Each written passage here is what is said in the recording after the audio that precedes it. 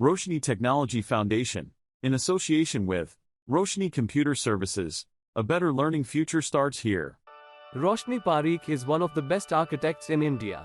She is also a qualified trainer in the field of CAD, CAM, AR, VR, IoT, BEAM, GIS. Roshni is a passion-driven academician whose career and depth of technical expertise has inspired many students globally. Roshni was visiting faculty at Vadodara Design Academy, Arvind Bhai Patel Institute of Environmental Design, Shantaben Manubhai Patel School of Studies and Research in Architecture and Interior Design, and also has done many industrial projects, and designed almost more than 400 plus projects all over India. Nachiket Shah, a dynamic visionary Chief Executive Officer of Roshni Computer Services, whose commitment towards training and service has made an remarkable impact not only in Gujarat, but also in the diversified states of India.